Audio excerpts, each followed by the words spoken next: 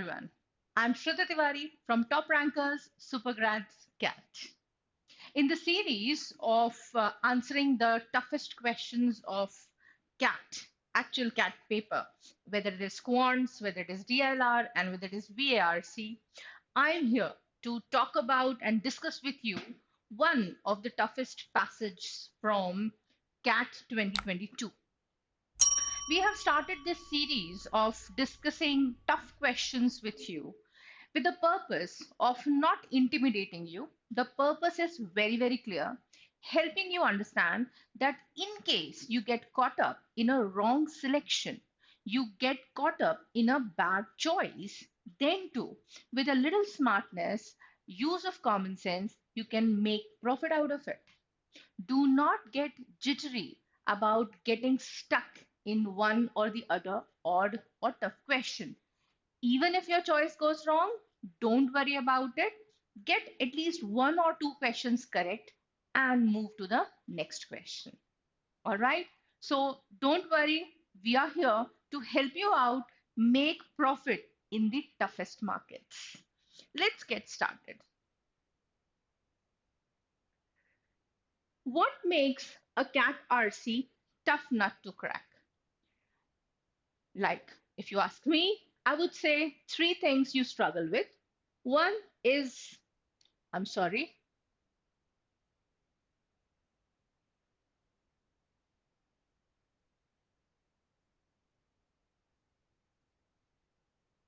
one is the context of the RC.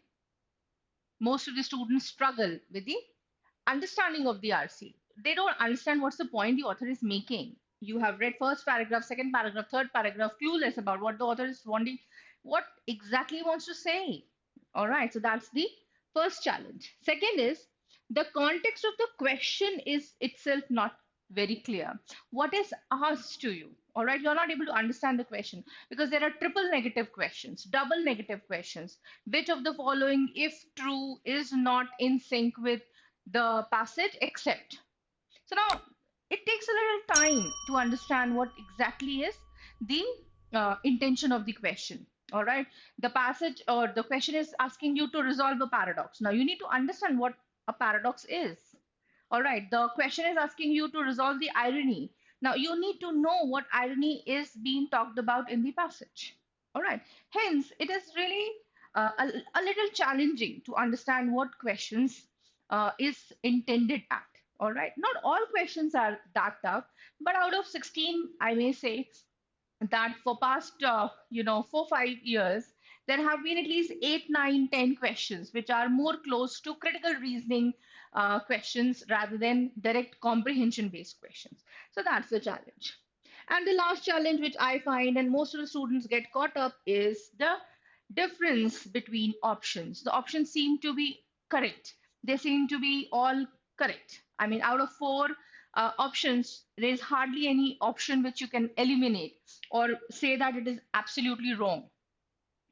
In that, or you can say that you have already eliminated two options, but you are stuck between two options. Both seem to be correct. Now, in that, you are, you know, caught up in choosing which one is correct. So that kills your time. And obviously, when time is running short, you become nervous. All right. So that's what makes an RC tough. If you ask me, I would say in short that there is a different stroke for different folks because every RC brings with a new challenge. There could be challenge of language, there could be challenge of the context because you have never heard about African culture, Zulu culture, or maybe you've never heard about some extinct species it is talking about, or maybe it is talking about some kind of philosophical thought which you've never heard about. There are certain jargons which you don't know what they are talking about. So there could be multiple challenges of context, understanding questions, and understanding the options. All right, so let's get started. Now, this seems to be, or this comes to me as one of the toughest or most challenging questions of CAT 2022 slot one. All right, so let's have a discussion. If in case you get caught up in such a situation in CAT 2024, What is the way out? All right, let's get started. We'll first look at the questions. Which one of the following statements contradicts the argument of the passage? Which one of the following statements could be inferred as supporting the arguments of the passage? Which one of the following statements best reflects the main argument of the fourth paragraph of the passage? All of the following claims can be inferred from the passage except. All right. So you have read 4 questions here. What is the inference you can draw quickly from this? All 4 questions, not all 4 questions, 3 questions out of 4 are asking you about either contradicting, supporting, or the main part of the argument. That means while reading the passage, you need to filter out as to what is the main argument of the passage. If you get hold of that, all answers are in your hand. All right.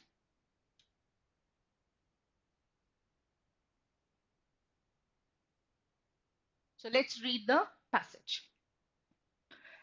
Critical theory of technology is a political theory of modernity with a normative dimension. Boom. You have read the first sentence and it is out of your mind. What does this mean? I don't know.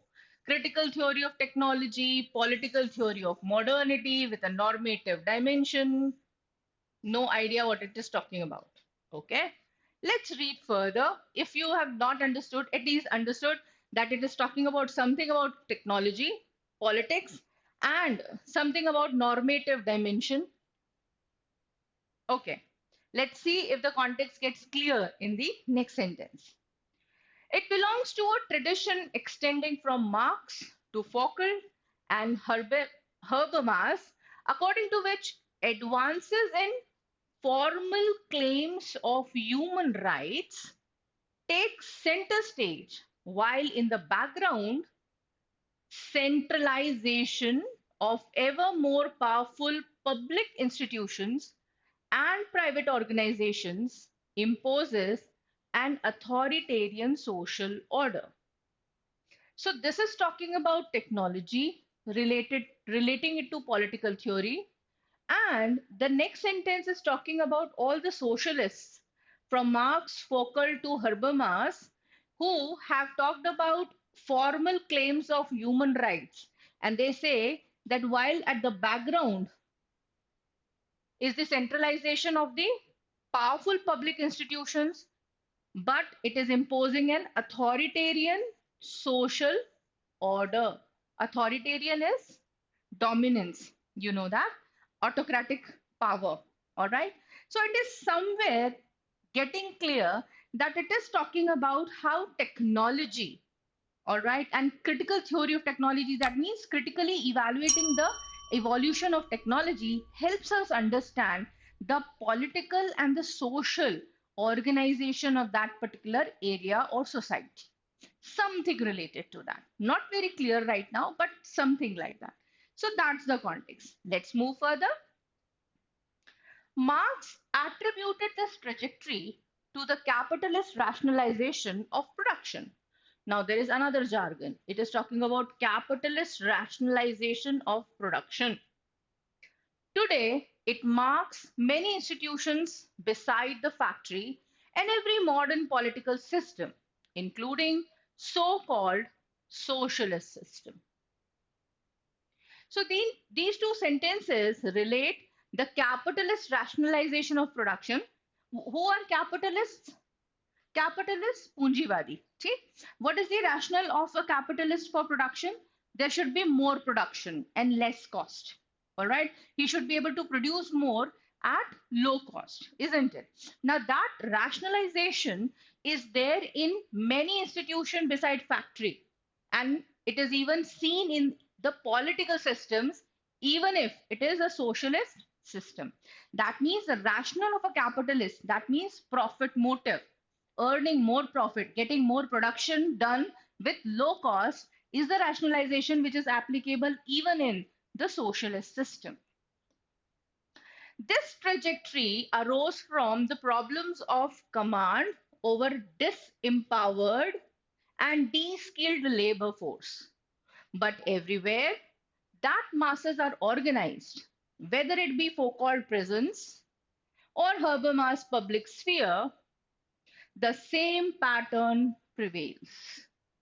So basically, this particular trajectory is uh, based on the fact that there is a pattern in which the masses are organized, whether it is the political system, whether it is the capitalist production in the factory, whether it is a prison, or whether it is a public sphere, everywhere people are getting organized with the same pattern. Okay. Technological design and development is shaped by this pattern as material based of a distinctive social order. So now he relates the social order with technological design and development, which is shaped by this distinctive social order. How that does it happens, probably he'll talk about later. Marcus would later point to a project as the basis of what he called, rather confusingly, technological rationality. So he started with rationality of a capitalist, and now he's ending towards technological rationality, saying that releasing technology from this project is a democratic political task. That means it is giving power in hands of people. All right. If you remove technology from rationality, or in fact, if you remove rationality, no, technology from this project, okay. In accordance with this general line of thought, critical theory of technology regards technologies as an environment rather than as a collection of tools. So the third paragraph initiates another line of reasoning. He is relating technology not as a collection of tools, but as study of the environment in which the society is developed. यहाँ पर environment का मतलब the natural environment नहीं, the environment is in the sense of social environment. Okay. We live today with and even within technologies that determine our way of life. So, environment is here, way of our lives.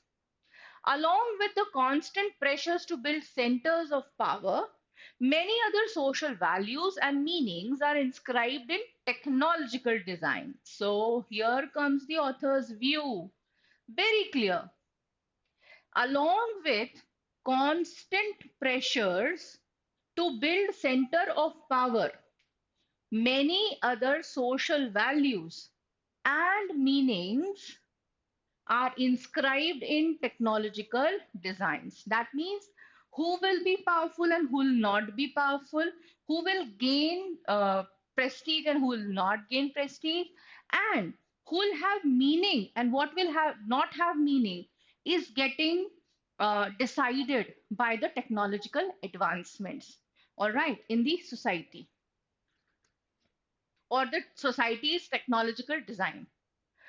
A hermeneutics of technology must make explicit the meanings implicit in the devices we use and the rituals they script. So every device we are using, all right, it is explicit. That means it is externally visible what devices and what technology we are using. But what is implicit meaning of that device, or why are this people in the society using that device? If most of the people are using that device, what does that infer? I mean, what inference can you draw from that? Social histories of technology such as bicycle, artificial lightning, or firearms have made important contributions to this type of analysis. So if you have an analysis of the social history of these technologies like bicycle, why was bicycle an instant hit? Because the society needed that mobility, that movement. It helped people travel from one place to another. That means the society which gave value to these kind of technologies must be a society which is forward looking, progressive, and had that need for mobility. So, with the study of bicycles, you can very clearly study the social values which that particular country or that particular society must be giving importance to. All right.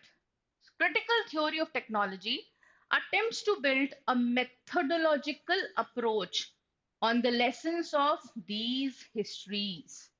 So we are getting very, very clear about what is the argument the author is presenting now. The author is very clearly saying that when we have a critical theory of technology, it actually helps us to have a methodological approach on learning from the history of that society. Okay. As an environment, technologies shape their inhabitants. So now things are getting even clearer, all right, and the context is becoming really louder. That technologies shape their inhabitants. In this respect, they are comparable to laws and customs. Now, laws and customs of a society define a society. Similarly, the technology defines the society or the inhabitants of the society, what value they carry with them. All right. Each of these institutions can be said to represent those who live under their sway through privileging certain dimensions of human nature. ठीक, that society में जो लोग रह रहे हैं वो किस चीज को ज्यादा वैल्यू कर रहे हैं, उनके यहाँ के कस्टम्स क्या हैं, वहाँ के लॉज क्या हैं, कौन से लॉज को ज्यादा इंपॉर्टेंस मिल रहा है. That gives you an understanding of the thought of that particular society or the human nature in that society. Similarly, technologies also give you that understanding. Now he gives you an example. Laws of property represent the interest in ownership and control. Customs, such as parental authority, represent the interest of childhood in safety and growth. So, as he has said in this, that as an environment, technologies shape their inhabitants, similar to laws and customs. Now he is giving us example of each point.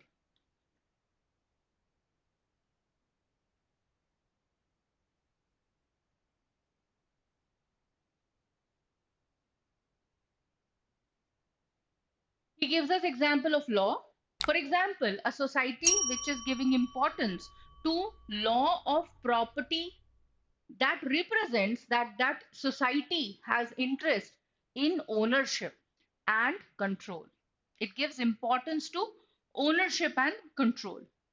Customs. Which custom is he talking about? Customs such as parental authority represent the interest of childhood, safety, and growth. So, a society which has a function of parental support or parental authority, that children should be under the patronage of father and mother, must have an understanding or must have a need for protection and safety of children. All right. Similarly, the automobile. This is technology.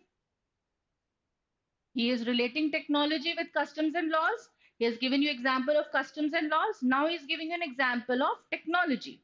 Similarly, the automobile represents its users insofar as they are interested in mobility, similar to bicycle. Interests such as these constitute the version of human nature sanctioned by society. So in this paragraph, he is very clearly and cleverly relating the history or critical history of technology. And he's saying that by study and analysis of technology preferred by the society, we can have a glimpse of what values that society has, similar to study of law and customs that society give preference to. Okay. This notion of representation does not imply an eternal human nature. Okay. So now he is giving you a little contradiction. He says it is not the eternal human nature I'm talking about. The concept of nature as non identity in the Frankfurt School suggests an alternative. So he says that I'm not talking about that eternity. I'm just saying that जिस समय पे जो technology की value ज्यादा थी उस society की value system हमें पता चलता है the inhabitants of that society at that time, contemporary society, all right, that value we can understand. It's not that agar ek society ne kisi technology ko importance di to it will be eternally like that, all right. On these terms, nature is what lies at the limit of history, at the point at which society loses the capacity to imprint its meaning on things and control them effectively. All right.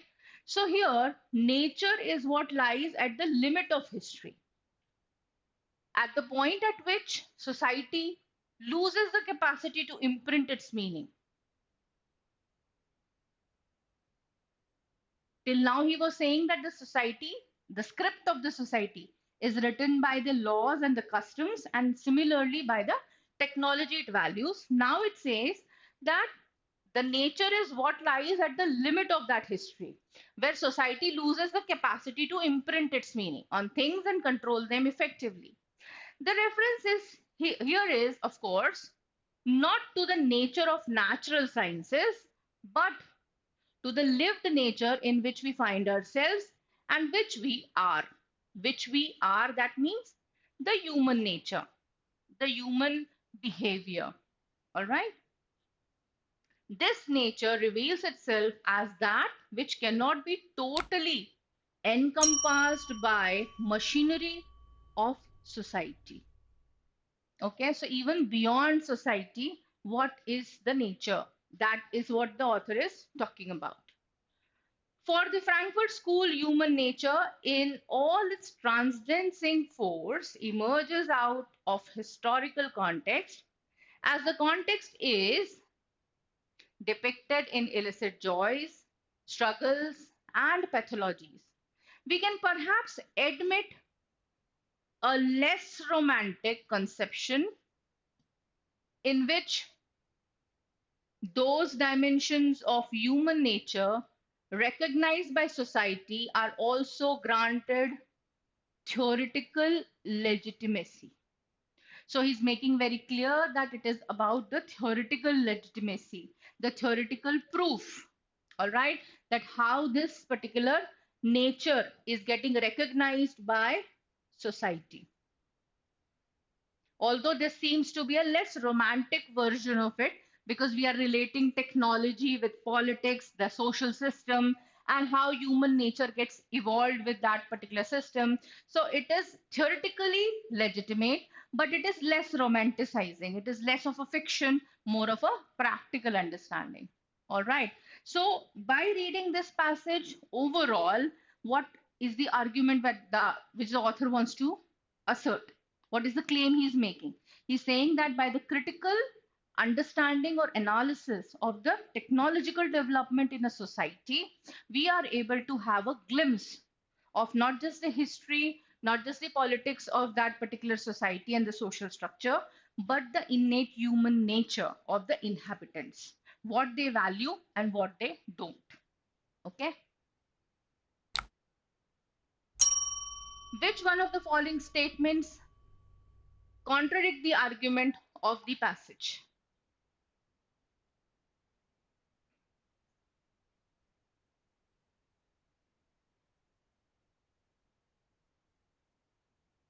So which one of the following statements contradicts the arguments of the passage?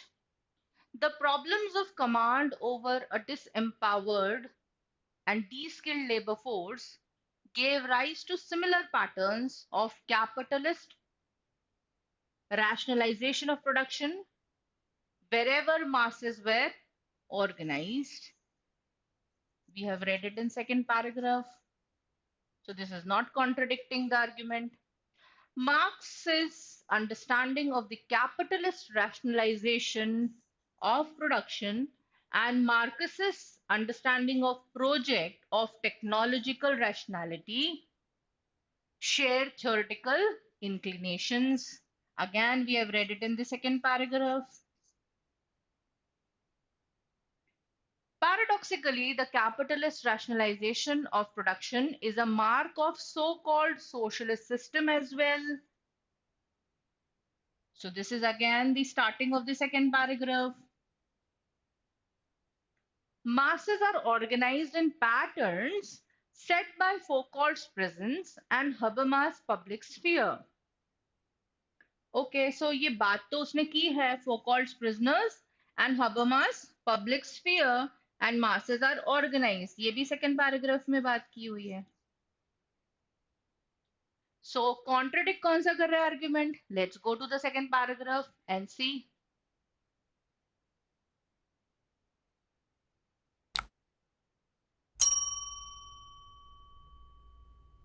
Okay.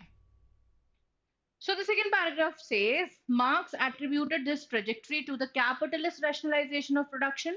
Today it marks many institutions beside the factory and every modern political system, including so-called socialist system. तो ये approve हो गया.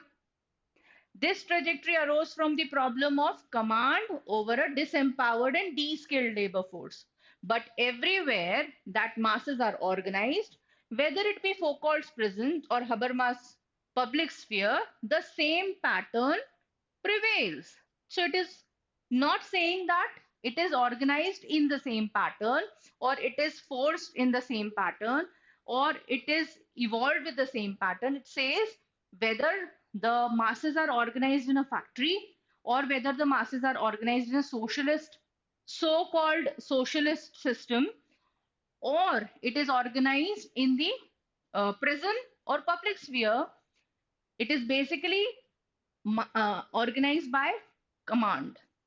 Command over the disempowered, command over the de-skilled. Towards the end, it says Marcus could latter point to project as basis of what he called rather confusingly technological rationality. And this technological rationality he is relating to to capitalist rationalization. So in the question, we find that rest of the options, problem of command over disempowered de-skilled labor, ये बिल्कुल सही है. Gave rise to similar patterns to capitalist rationalization of production. Everywhere masses were organized from the socialism or the socialist structure of society to prison everywhere. Marx's understanding of capitalist rationalization is related to the technological rationality. We have read that. There is a paradox that even capitalist rationalization is applied to the so-called socialist system. Absolutely correct. That is not going against the author's argument. Masses are organized in patterns set by. It is not set by the prison or public sphere. It is basically found in the same pattern. The same pattern is followed or found everywhere, whether it is socialist society, whether it is prison, or whether it is capitalist factory. All right, same system, and it is set by command. All right, so it is not set by Foucault's prison and Habermas' public sphere. So this is a misinterpretation of the author's argument, and hence the answer should be D. I have crossed it. Actually, the answer should be D. Okay. Next question.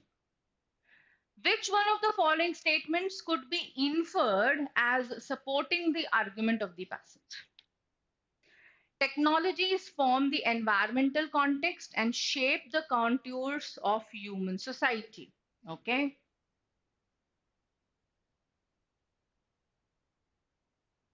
Nature decides the point at which society loses its capacity to control history. Okay. This is also stated. The romantic conception of nature referred to by the passage is the one that requires theoretical legitimacy. This is the last sentence of the paragraph.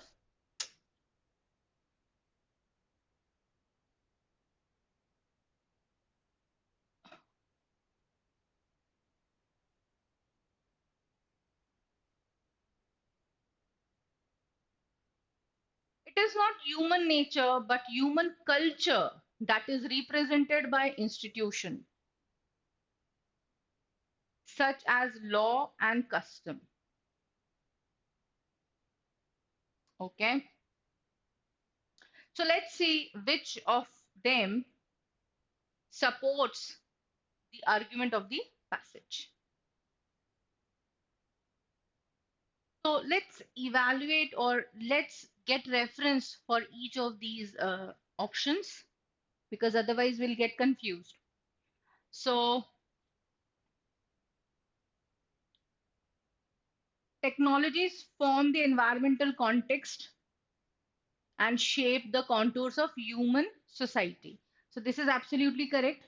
It has been stated that human contours of human society are framed by the environment in the by the environment. All right. Nature decides the point. So it is not nature decides the point. Nature lies at the point at which society loses its capacity to control history. It is somewhere here. Here. On these terms, nature is what lies at the limit of history, at the point at which society loses the capacity to imprint its meaning on things and control them effectively. So it is not that nature controls or decides, it is nature or human nature lies at the point at which society loses its capacity. So obviously this is contextually wrong. The romantic conception of nature referred to by the passage is the one that requires theoretical legitimacy. So let's go to the last sentence. It says, we can perhaps admit a less romantic conception in which those dimensions of human nature recognized by society are also granted theoretical legitimacy. They are granted so theoretical legitimacy, and here it is saying it requires. So the context is uh, tweaked. It is not human nature, but human culture that is represented by institutions such as law and customs. So this is obviously going wrong because law and custom has been related to technology and how it represents the human nature. So this is again a misconstruction. So the answer has to be A. Technologies form the environmental context and shape the contours of human society. And that's exactly what would support the author's argument that by study of technology, we can actually study the value system and the frame of the society. Now, question number 3. Which one of the following statements best reflects the main argument of the fourth paragraph? Let's read the options first. Then we'll move to the fourth paragraph. Technology, laws, and customs are not unlike each other. They are not unlike each other. That means they are like each other. They are similar. ये double negative है, not unlike each other if considered as institutions. Absolutely correct. This is good answer because this is actually the main purpose of the passage. Technology, laws, and customs are comparable but dissimilar phenomena. So they are not dissimilar phenomena. This is wrong. Automobiles represent the interest in mobility present in human nature. Okay, but is this the best? This is true. I don't say that this is wrong. Is this false? No, it has been stated in the paragraph. But is that the is that the main argument of the passage? No, that's only a statement or it's basically an example actually. All right, जैसे उसने law का example दिया, law of inheritance का, custom का example दिया, वैसे ही उसने technology का एग्जाम्पल ऑटोमोबाइल से दिया. So this is not the main argument but actually it's an example of the argument. So let's not consider this. Technological environments privilege certain dimensions of human nature as effectively as laws and customs. So it's not about giving privilege to certain dimensions. This is wrong. So the answer has to be A.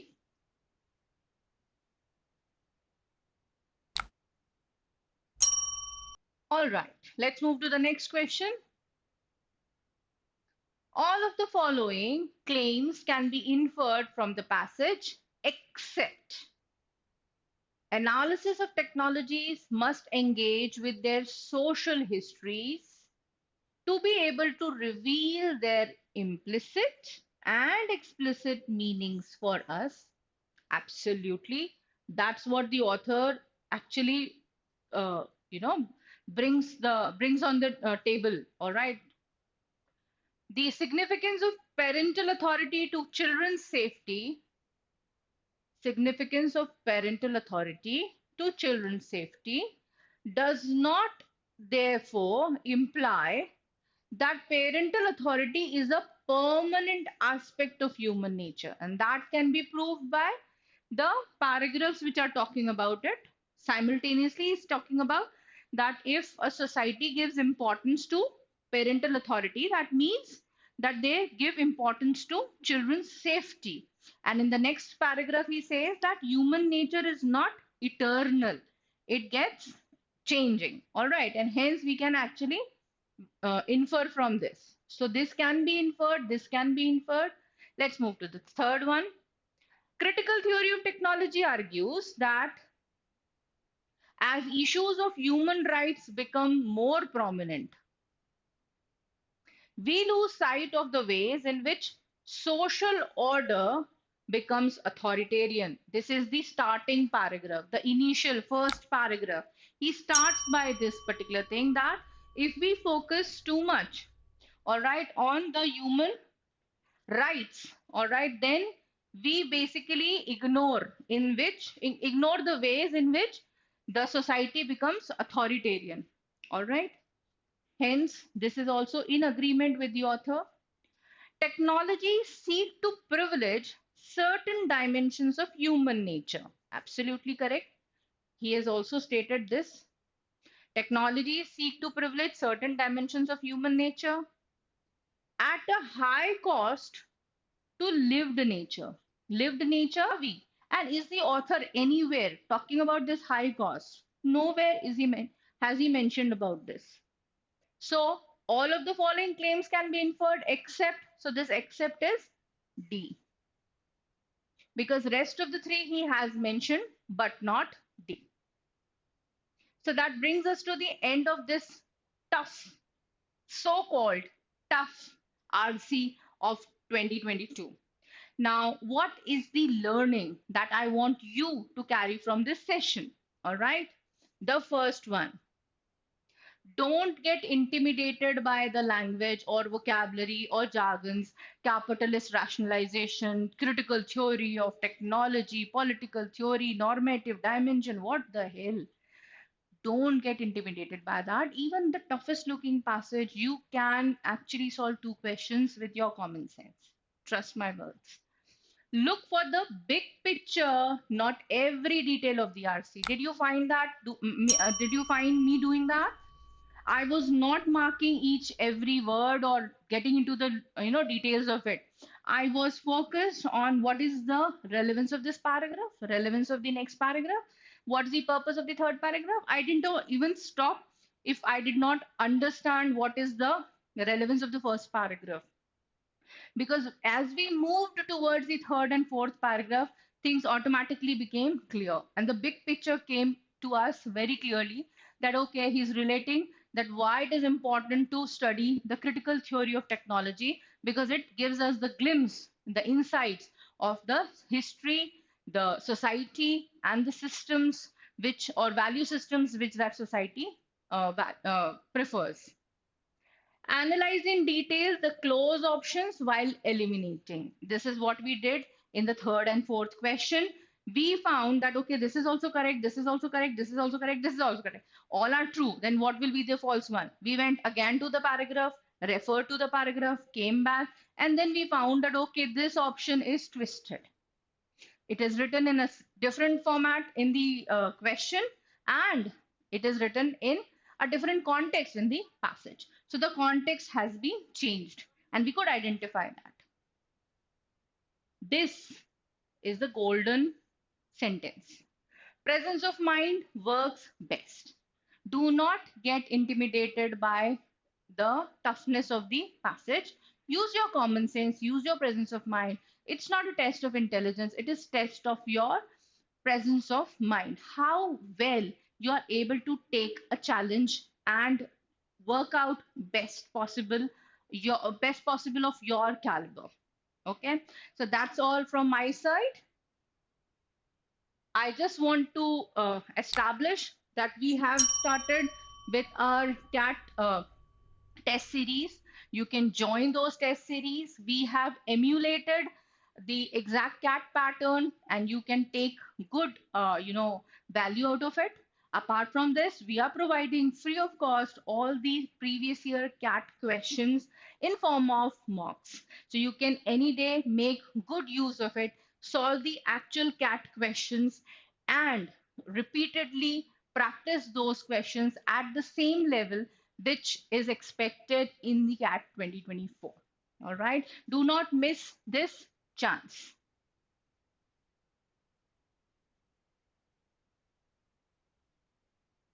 So that's all from my side.